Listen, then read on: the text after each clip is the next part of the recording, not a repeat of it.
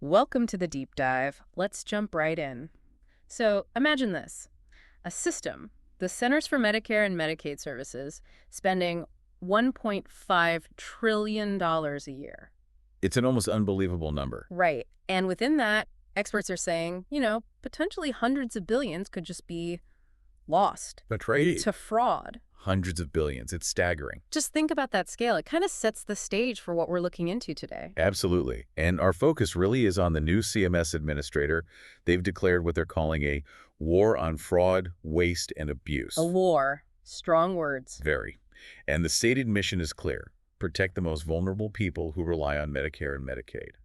Okay. And we're drawing on some interview excerpts, specifically from Fox News, where the administrator laid out some of their findings and, well, their approach. Gotcha. So just to be clear for everyone listening, we're not here to get tangled up in the politics of it all. No, definitely not. Our goal is to really unpack what the administrator is saying, look at the examples they're giving about, where money might be going astray. And just try to understand how incredibly complex it must be to manage something this enormous. Exactly. We want to see what's actually being done and what it could mean for the people who really depend on CMS. So yeah, our mission here is basically get to the core of it, understand the impact, and, leave the political spin at the door. Precisely. And that core mission, to protect the most vulnerable, it's quite compelling, especially when you consider the administrator's background. Right. They were a heart surgeon, wasn't it? That's right. And they make this argument that, well, the most expensive care is bad care.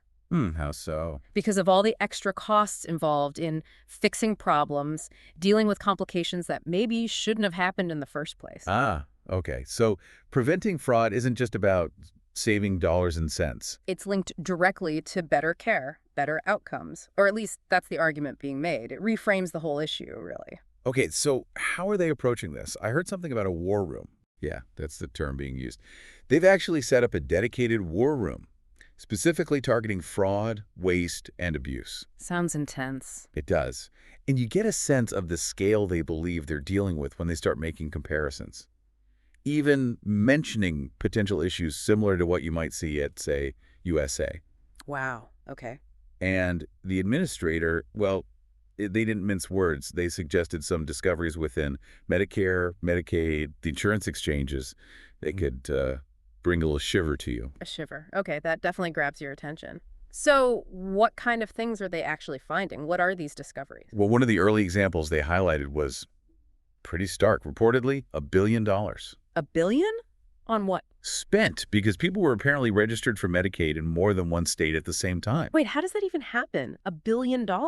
It suggests, well, if it's accurate, some pretty big gaps in how state systems talk to each other, how they verify who's who. Yeah, issues with data sharing, verification. Exactly. Keeping track across, 50 different states plus territories.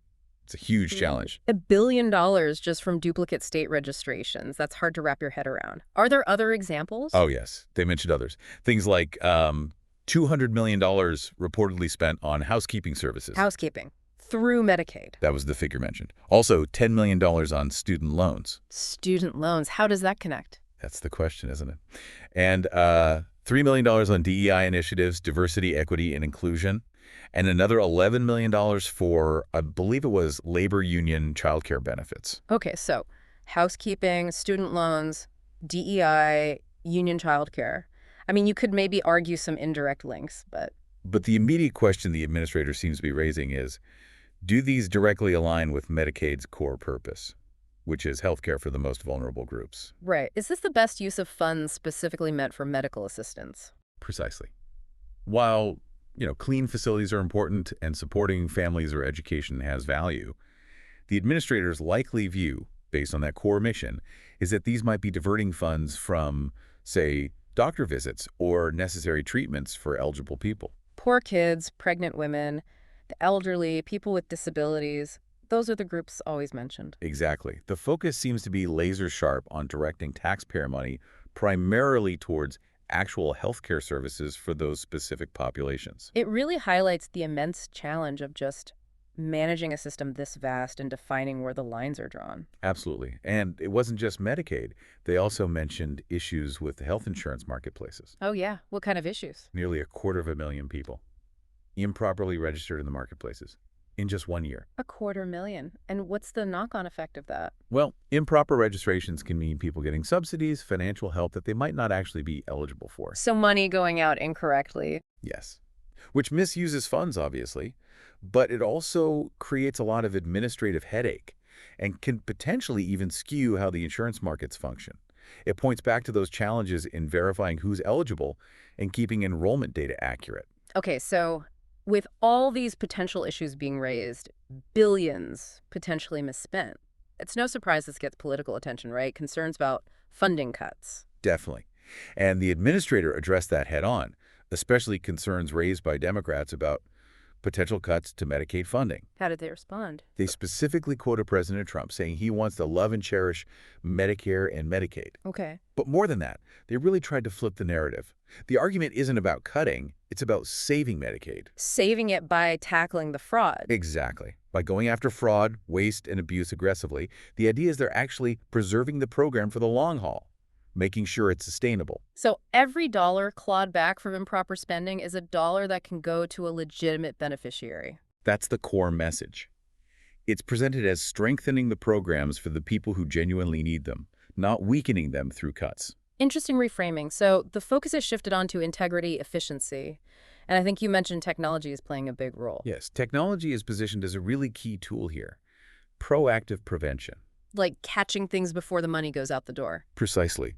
The administrator gave an example, stopping $31 million in potentially fraudulent bills in just 1 week. 31 million in a week. How? Thanks to new tech. It suggests they're using things like, data analytics, maybe AI systems that can spot weird patterns, flag suspicious claims before they get paid. That's a big shift from trying to claw money back after the fact. A huge shift. And what's also concerning and underlines why this tech is needed is the assertion that this isn't just about, small mistakes or minor errors. You mentioned. They're talking about potentially sophisticated, organized criminal efforts, sometimes even originating from other countries. Wow. International criminal efforts targeting Medicare and Medicaid. That's what was suggested. It definitely raises the stakes and explains the war room mentality and the push for advanced detection. It makes sense. And it sounds like they're not just relying on internal efforts. They want the public involved, too. Absolutely. There was a direct call to action for listeners, for the public. To do what? To report anything suspicious. They gave out a hotline number, 1-800-HHS-TIP-PS. Okay. And mention the website, cms.gov-fraud.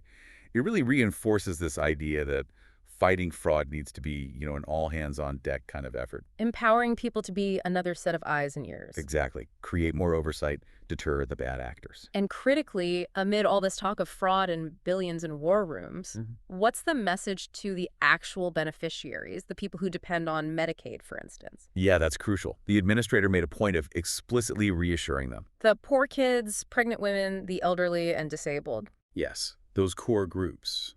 The message was clear. These efforts to root out fraud are not meant to hurt you or take away legitimate benefits. So the goal is more resources available for legitimate needs by cutting out the waste. That's the stated goal. Eliminate improper spending so that the resources are there for the intended recipients. Okay. So let's sort of wrap up the key points from this deep dive. We've got this massive scale, $1.5 trillion in spending at CMS. Huge scale.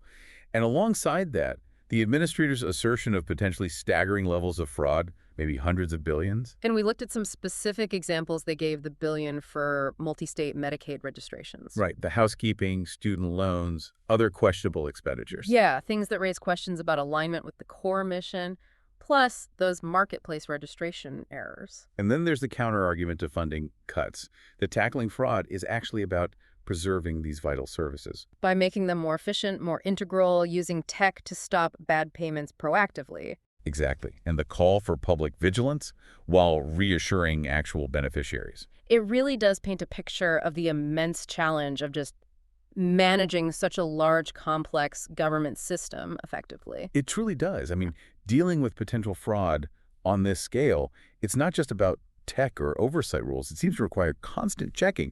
Are public funds really doing what they're supposed to be doing for these crucial healthcare programs? Which leads us to, I guess, our final thought for you, the listener, to maybe mull over. If these figures are even close to accurate, if potentially billions are being lost to fraud in just this one agency, Mm, what else could that money do? yeah. What other critical needs, maybe within healthcare itself or even other parts of society, could be addressed if those funds were actually reaching their intended purpose? It really makes you think about accountability, doesn't it? It does. The importance of vigilance, of oversight when we're talking about safeguarding public money on this kind of scale, something to keep in mind.